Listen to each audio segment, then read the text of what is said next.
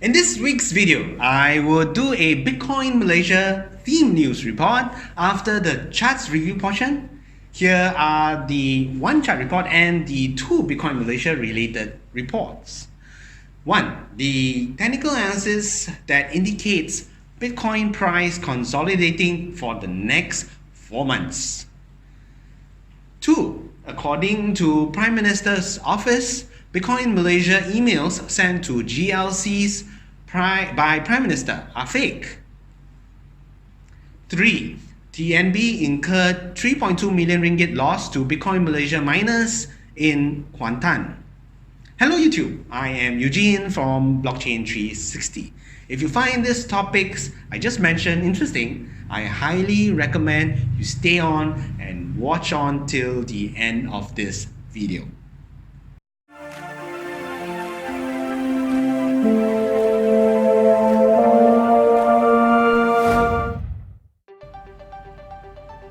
Let's dive right into our Bitcoin Malaysia themed reports.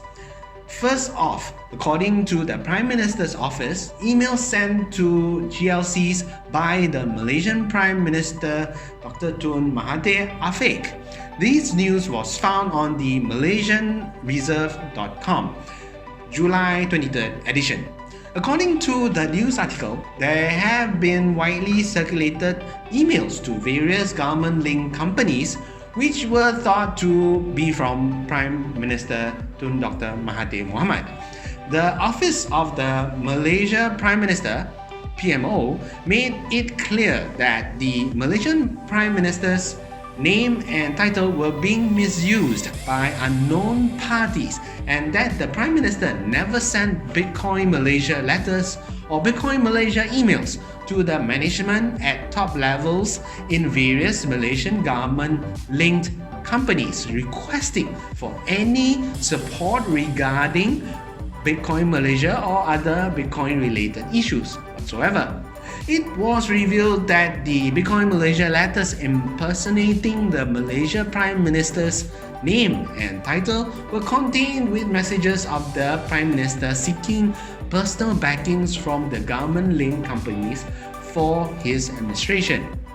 Although the email had the letterhead of the PMO, the contents of the Bitcoin Malaysia email, which read that the support received from the government-linked companies by Malaysia Prime Minister Dr. Tun Mahathir's leadership would definitely be noticed and that responses are also encouraged by were gravely denied by the Malaysia Prime Minister himself. The PMO further stressed that formal communications from now onwards would be carried out through the PMO and not from the personal email of the Malaysian Prime Minister to prevent further occurrences of this type of events. The Office of the Malaysia Prime Minister also revealed that the Malaysian Communications and Multimedia Communication Commission has been alerted of this impersonation incidents. PMO advised the various parties involved to take responsibilities for their actions as the impersonation of the Malaysian Prime Minister's name and title in any form, be it through multimedia or any form of communication and to any recipient, is a violation of the law. The next Bitcoin Malaysia theme news report, TNB incurred Ringgit Malaysia 3.2 million loss to Bitcoin Malaysia miners in Kuantan, Malaysia. According to the news article on malaymail.com that is dated 7th of August, raiding operations were carried out by the TNB, Tenaga Nasional Berhad. It was uncovered that the Kuantan area, 33 Bitcoin Malaysia mining premises being used for Bitcoin Malaysia mining activities, were found guilty of illegal electricity usage. This prompted a raiding operation carried out by the TNB that led to the realization that the Bitcoin Malaysia mining premises were involved in the illegal use of electricity, which results in the loss of 3.2 million on the part of the electricity utility company.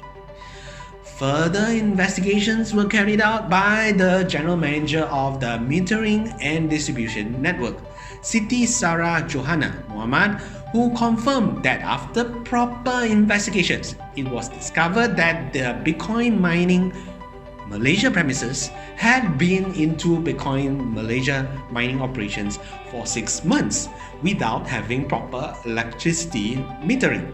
She added that the Bitcoin Malaysia miners make use of computer networks that require high electric power, which was gotten directly from the electricity distribution board without the use of electricity meters.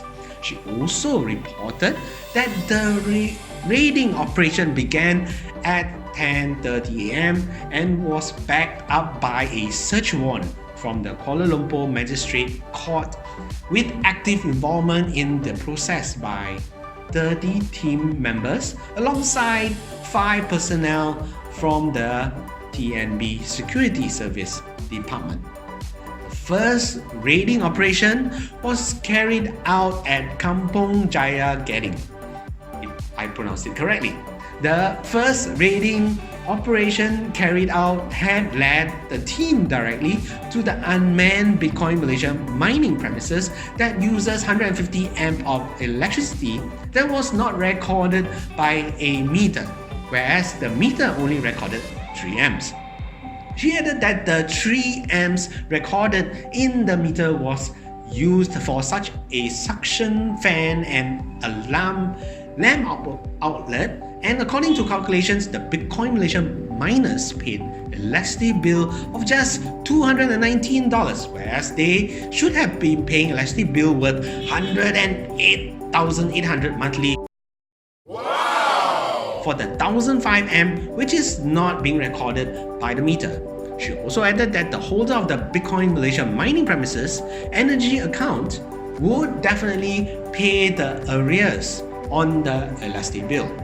Siti Sarah Johanna Muhammad also urged the general public to take note of Bitcoin Malaysia activities in their locals and bring relevant information to their notices. Okay, so today is the 10th of September 2019. The current Bitcoin price now is at 10,300 over dollars. It has been consolidating for the past few days, but the week before, the price was below 10,000 and it shot up to I believe below 11,000. So now it's coming down a little bit to current price of 10,300 over dollars. Looking at the coin market cap, the current market cap dominance for Bitcoin now is just slightly below 70%. It did exceed 70% earlier, but it has come down slightly below that. Okay, I think now the market has mixed reactions over this market cap. Some would say that it's reached the peak and it may start to turn down, especially for certain exchanges like Binance. They are really being negative about Bitcoin going up, but for Bitcoin maximalists and certain YouTubers, they are saying that it's gonna go up further. So I'm neutral. Let's have a look and see where does this go. But I am leaning to the idea that it may continue to go up, and probably at the point where we have the bull run starting next year, then it may start to turn around, because with the bull run coming up, even though Bitcoin price was to go up, investors may start being more speculative in a bull run, so they may start diversifying away from Bitcoin into altcoins that are stable and are growing. So this is my take. Again, don't take my word for it. Let's see where this goes as far as the Bitcoin dominance is concerned. Moving on, the Fear and Greed Index now over at alternative.me is showing a value of 41. It has been relatively stable at 40 plus for the past week. If on this site here, if I was to scroll down, that's actually a nice chart where it shows how much the index has been fluctuating, but as you can see here, for the past week it's been hovering above the 40%, which is pretty respectable. Now for the charts, as you know, I love charts, and today what I'd like to share with you is this particular chart on tradingview.com by the trader known as Niste, if that's how you pronounce his name here. As you can see here, he has a very nice long-term Bitcoin chart from early days until now. Okay, but in his report, he is making a very good prediction that Bitcoin price will be consolidating in this funnel here, as we can see, in the range of anywhere between 13,000 plus to a low of around $8,000 or $9,000. So he is saying this based on a few past trends. Firstly, he is stating that it says here in his post, after this markup of 61.8% Fibonacci golden ratio between bottom and top rejection. So in this golden ratio, he also states that this reaccumulation, which is the accumulation zone, occurs very often. This also happens in other markets. So looking at past cycles, we should accumulate just below the 61.8 Fibonacci for this time. So what he is saying is that in the past bull and bear cycles, we have the you see this lines here. These are actually the first halving, second halving, and we're coming to the third halving. So what he's saying is every time we have a peak and it plunges down, like here, peak plunges down, and when the price goes up to the golden ratio of 61.8%, where 100% is the previous peak, it goes up to 61.8%. This is where the golden ratio is from the top to the bottom here. So this value here, which is a 61.8, Bitcoin tends to go into a consolidation phase, this small little funnel here. It is shown in the first halving period, the second halving period, and so he's making the assumption that currently the price now seems to be from the peak to the bottom, the peak of 19,000 to the bottom of 3,000 plus. We've reached this golden ratio range, and this would mean that Bitcoin has a possibility will go into the accumulation phase again. Okay, so that's his first take.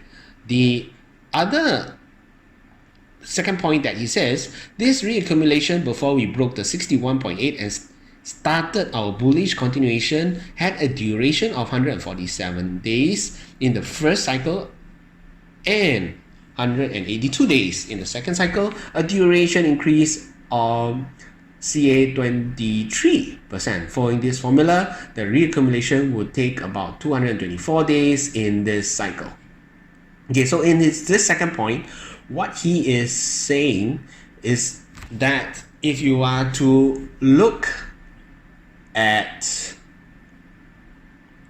the accumulation phase on the first, near the first halving, what he's saying is that at the point where the accumulation phase starts, it actually breaks out of the accumulation zone at about 147 days.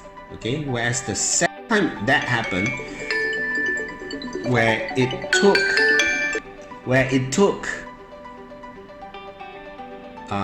from the start of the accumulation phase to where the price leaves the accumulation phase, it takes about 182 days. So based on this formula, so-called formula, it seems like there is an increase of that number of days, the duration, okay, from 182 days, that's more than 147 days. That is about, as he mentions, it's about 23%. Okay, so if we are to again make an same assumption, if we are in that accumulation zone again, another addition of that amount of percentage, which is the 23%, then we should leave the accumulation zone somewhere 224 days from the point where it reaches the golden ratio. Okay, so it's 224 days from 24th June of 2019. So that should be close to the beginning of next year. Okay, so that is his second point. The third point that he makes is the reaccumulation occurred close to the past halvings. The next halving is the end of May 2020, which is also close to our recon accumulation this time. Okay, so he is saying that for both the past accumulation regions, the zones, they seem to be happening on the first and second halvings. They are close. Okay, so he's saying that again, because we are approaching the third halving, which is on the May of 2019, then the probability is high again that we are entering a accumulation phase, okay, accumulation region, since it's coming close to the third Bitcoin halving. So understanding these 3 points, I would like to make my personal judgment. Allow me to make my personal judgments on these 3 points.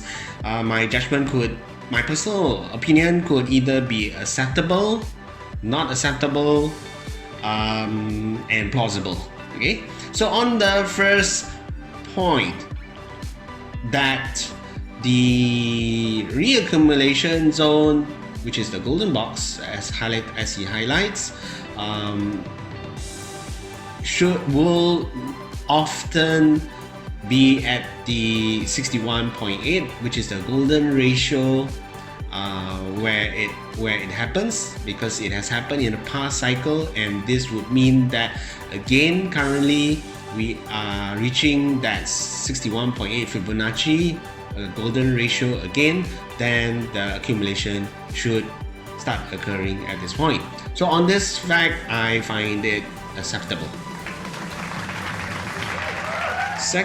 On his second point, the reaccumulation before we broke the 61 and started our bullish continuation had a duration of 147 days in the first cycle and 182 days in the second cycle, and duration increase of 23%. Following this formula, the reaccumulation should take about 224 days in this cycle. So on that point, he is saying that because of the past trends where it broke off, there should be another 23% added to the last duration of 182 days. That would mean a breakout of the accumulation zone of around 224 days. I find this plausible. Not fully agree or disagree, so I find it plausible. That's because he is making an assumption that the 23% is due to the fact that the market is the market cap of Bitcoin is getting bigger. Yes, I agree to the fact that the market cap is getting bigger, but whether it should be around 23% or not, I think it's very plausible. Part of the reason is because a lot of traders did not anticipate the big jump that we saw from 3,000 to 10,000 for the past 2 to 3 months. This jump here could be resulted by different reasons, but there are possible another possible reason could be the money introduced by institutional smart money. So that didn't happen in the past. So if this current small bull run was due to that, then it's very hard to tell, that our current accumulation phase, and if this phase was to last anything like the past, then it should be again another 23% added. So that's my take. I think it's plausible. Okay, and on the third point, he states the accumulation occurred close to the past halvings. The next halving is at the end of May 2020, which is also close to our reaccumulation this time. On that point, stating that because the past two accumulation long periods was close to the halvings, and because of that, we are now coming close to the halvings again. That will mean that we should also be entering a accumulation zone. So for that point, I very much agree, because I'm a staunch believer of the Bitcoin and bear cycles. But if you were to break the Bitcoin and bear cycles, after the bear cycle, we should have a accumulation period of maybe half a year to 1 year, as shown, as we see happen in the last Bitcoin bear and bull cycles. After the bear, there was a accumulation, a long accumulation period. Then after that, it started going up. But what he is referring to is a smaller accumulation zone in between the longer accumulation, and this smaller accumulation will happen once it hits the golden ratio of 61.8%. Okay, so he's referring to that. But nevertheless, I do agree that, if you look at the big picture, there should be accumulation made be the end of the bear cycle, or whether it's close to the 61.8%. But this accumulation region so happens should be just before or during, or coincide with the Bitcoin halvings. Okay, so these are my personal opinion of these 3 points. What do you think? Do you think otherwise, or do you agree to these 3 points? Please post your comments below. Before I go, I just want to let you know that I do conduct live seminars and online webinars regarding Bitcoin basics and the blockchain. In my seminars, I do also introduce mining co-location service provider Dunamis Global Tech, which we as miners could possibly make 100% or more annually. I have been mining with Dunamis Global Tech since its official inception. It is transparent, safe, and reliable. The reason it is transparent is because Dunamis is a registered and regulated co-location company with the Arizona state government in the United States. It does not sell mining contracts as per se, but rather high-capacity security mining space. Therefore, our mining machines, the co-location service, and the low electrical fees of 5 cents per kilowatt hour is charged separately. With the low electrical fees of 5 cents per kilowatt hour and the affordable co-location service, it is then possible for us to gain high returns consistently. I encourage you to attend my seminars and webinars to explore this fantastic golden opportunity. The link to the seminar and the webinar schedules are shown in the description below. I hope you have enjoyed this video report. Please go ahead to punch the like button. If you have any comments or questions, please post them below. Until the next video, continue hodling and mining. Do have a fantastic week ahead. Goodbye.